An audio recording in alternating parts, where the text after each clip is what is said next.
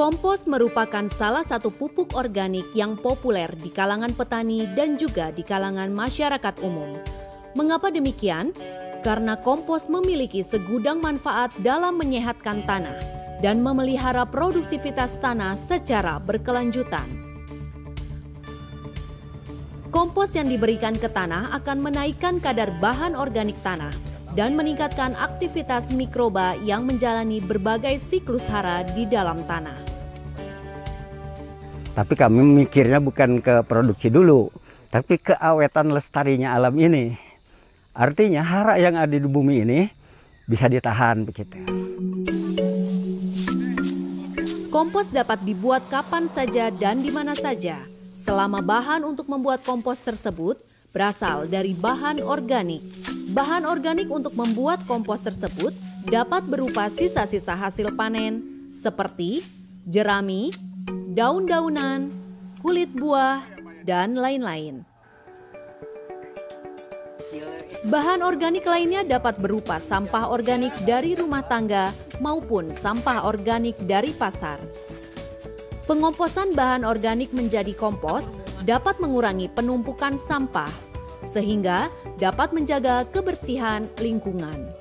Kompos sendiri itu kita buat dari bahan-bahan sederhana yang ada di sekitar aja ya Pak, karena kita kalau untuk mencari yang dari mana-mana itu juga akan menambah biaya. Kita buat kompos yang sederhana dan murah. Mengapa bahan organik perlu dikomposkan? Karena bahan organik yang berupa sisa-sisa hasil panen ataupun sampah organik masih berupa bahan organik mentah. Bila bahan organik mentah ini diberikan ke tanah, maka akan terjadi perebutan kebutuhan nitrogen antara mikroorganisme tanah dengan tanaman, di mana tanaman akan selalu kalah. Oleh karena itu, pengomposan bahan organik mentah perlu dilakukan sebelum diberikan ke dalam tanah, agar perbandingan kandungan karbon dan nitrogen bahan organik kurang dari rasio 25. Berikut ini adalah peragaan prosedur pengomposan yang dilakukan di sekitar lahan pertanian. Bapak dan Ibu sekalian, pada kesempatan ini saya akan mendemonstrasikan teknik atau prosedur pembuatan kompos yang bisa dilakukan di mana saja, kapan saja, selama bahan organiknya tersedia. Nah, pembuatan kompos ini sangat berguna untuk menghindari jangan ada sampai penumpukan sampah-sampah organik, khususnya sampah organik yang bernilai tinggi seperti jerami yang banyak kita jumpai dari hasil-hasil panen. Nah, limbah jerami ini bisa dikomposkan, dikombinasikan dengan beberapa bahan, seperti contohnya di sini adalah adalah dari rumput. Rumput yang ada di sekitar kita yang memang menjadi gulma yang bisa kita kombinasikan dengan jerami ini. Kemudian sebagai bahan berikutnya juga ada yang kita sebut dengan kompos. Kompos ini sangat bermanfaat dan kaya hara-hara mikro pada dasarnya yang bisa dijadikan sebagai bahan adonan untuk pembuatan kompos. Nah, semakin banyak variasi bahan, semakin bagus, semakin bermutu kompos yang dihasilkan. Bahan-bahan yang mau dikomposkan ini sebelum kita komposkan, pertama kali memang harus kita cacah. Gunanya pencacah itu adalah untuk mempercepat proses pengomposan. Yang tadinya dia bahan-bahan itu besar-besar, kemudian kalau kita cacah, kita potong-potong, dia akan menjadi kecil-kecil seperti ini, sehingga dia bisa mikroba yang agen pengompos itu bisa masuk ke sela-sela dari bahan itu sendiri sehingga memproses proses pengomposan. Nah, kemudian bahan ini sendiri sebelum diatur untuk pengomposan perlu kita lembabkan supaya tidak kering. Karena ada beberapa bahan yang kalau pengompakan mikroba akan susah untuk merombak bahan tersebut. Kemudian apa mikroba pengomposnya? Mikroba pengompos sebetulnya ada di mana-mana. Namun ada beberapa yang sudah menjual di pasaran yang kita sebut sebagai dekomposer atau agen perombak bahan organik komersial. Contohnya seperti ini dijual di pasaran. silakan menggunakan ini juga boleh, tidak menggunakan ini juga boleh, misalnya membuat sendiri. Petani bisa membuat sendiri yang kita sebut sebagai MOL atau mikroba perombak bahan organik.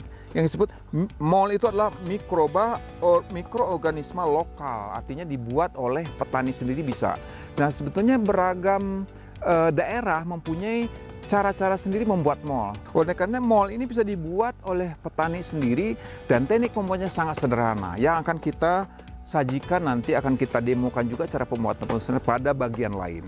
Namun yang penting di sini adalah bahan dan perombaknya sudah tersedia seperti ini. Nah, yang bagian terakhir jangan lupa bahwa pengomposan itu harus dilakukan minimal 1 meter kubik. 1 meter kubik kira-kira kalau diukur seperti ini adalah tingginya harus 1 meter, lebar 1 meter, panjang 1 meter. Karena apa? Kalau pengomposan itu tidak kurang dari 1 meter, tidak akan timbul panas. Panas itu sebetulnya adalah yang membedakan pengomposan dengan pembusukan. Selanjutnya kita akan memulai proses atau prosedur pengomposan itu sendiri. Pertama, kita buat semacam mal atau ukuran kira-kira 1 meter persegi di atas permukaan tanah sebagai rambu-rambu saja ukuran yang akan kita buat untuk pengomposan. Nah, yang pertama kita lakukan, kita menumpuk bahan organik yaitu jerami. Silakan, jeraminya kita tumpuk setinggi 20 cm untuk lapisan pertama. Nah, penumpukan ini bisa digabung dengan rumput atau bahan organik lain yang ada di sekitar kita. Contohnya itu bahan rumput itu juga bisa digabung di sini untuk sebagai bahan lain untuk pengomposan. Jadi ini tidak usah terlalu banyak, sebagian saja. Di sana. Sebagian saja nanti digabung lagi untuk lapisan berikut. Jadi ini kira-kira 20 cm, sudah kita dapatkan 20 cm seperti ini. Kemudian kita basahi jerami ini agar tidak kering, karena mikroba biasanya bekerja untuk pengomposan itu kisaran kalau kelembapannya sekitar 40-60% air harus ada. Nah, selanjutnya itu dikombinasikan dengan kompos, pupuk kandang yang sudah kita miliki, disebarkan di sekitar pengomposan. Sebetulnya di dalam pupuk kandang ini juga ada mikroba yang memang akan ikut merombak bahan organik yang kita susun seperti ini. Selanjutnya sudah dibasahi tadi, kemudian kita berikan mikroba. Ini mikrobanya mikrobanya disebarkan di sekitar bahan itu sendiri. Kemudian setelah mikrobanya ini rata disebarkan,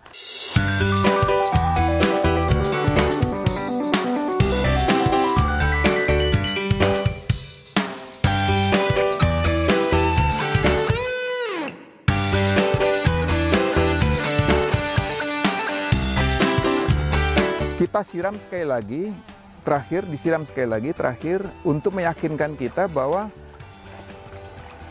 bahan ini kelembapan cukup. Sekarang ditutup dengan terpal. Fungsi dari terpal ini, kegunaan dari terpal ini adalah pertama, agar bahan yang sudah kita komposkan itu tidak diguyur hujan.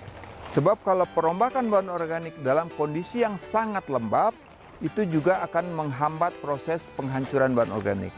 Dan yang kedua adalah supaya tidak menghindari dari sinar matahari langsung. Karena mikroba juga kalau panas-panas tidak mau seperti makhluk hidup lainnya. Sehingga kalau kena sinar matahari langsung, ini juga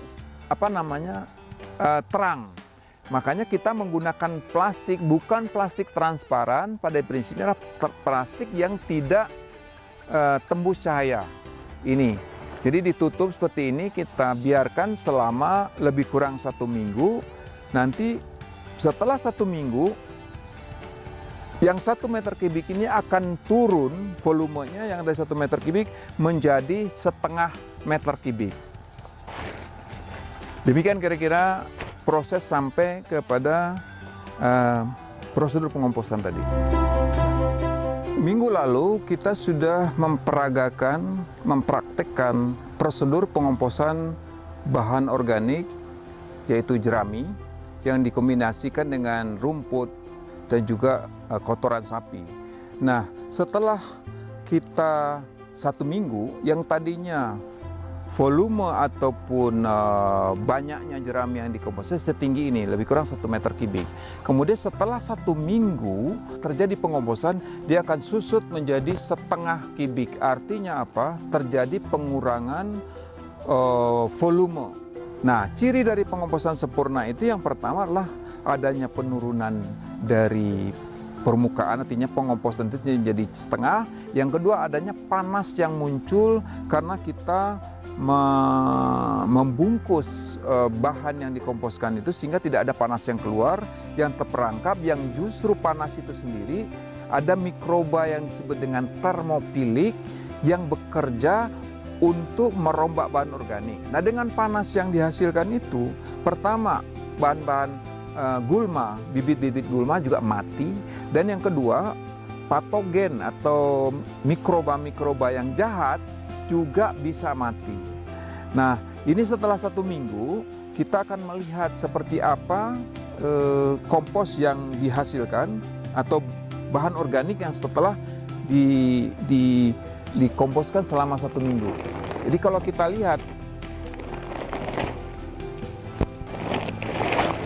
seperti ini, jadi sudah berwarna hitam seperti ini, walaupun secara fisik masih kelihatan daun ataupun serat-serat jeraminya, tapi kalau kita pegang ini panas dan artinya sudah susut dari volume ini, dan ini mencirikan pertama warnanya yang gelap. Itu yang pertama. Setelah 1 minggu seperti ini. Nah, kemudian setelah ini kita buka kembali, kemudian kita boleh membalikkan, boleh tidak. Kita boleh membalikkan ininya untuk memberikan aerasi, boleh tidak. Nah, karena ini adalah jerami yang memang tidak mudah untuk dilakukan, jadi memerlukan proses paling tidak 1 atau 2 minggu lagi untuk menjadi kompos yang matang, yang siap bisa digunakan sebagai pupuk organik. Kira-kira demikian penjelasan tentang prosedur pengomposan sederhana. Kompos yang sudah jadi atau kompos matang akan ditandai dengan berwarna coklat kehitaman, suhu mencapai 30 derajat Celcius dan tidak berbau.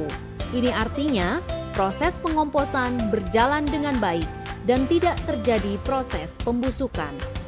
Kompos matang ini bisa dicapai setelah 3 minggu masa pengomposan, dan masa pengomposan dapat diteruskan sampai lebih dari 1 bulan. Kompos yang sudah matang dapat langsung digunakan untuk memupuk lahan pertanian agar kesehatan tanah terus terjaga. Ya, pakai pupuk organik itu karena cepat tumbuh, cepat subur. Hasilnya lebih bagus gitu. Pupuknya pakai apa organik nggak? Dari produktivitas buah, gitu kan, lebih berbobot buahnya. Begitu luar biasanya manfaat kompos dan cukup mudah ternyata untuk membuat kompos. Mulai sekarang, stop bakar jerami atau bahan organik lainnya. Buat dan gunakan kompos untuk meningkatkan produktivitas pertanian Indonesia.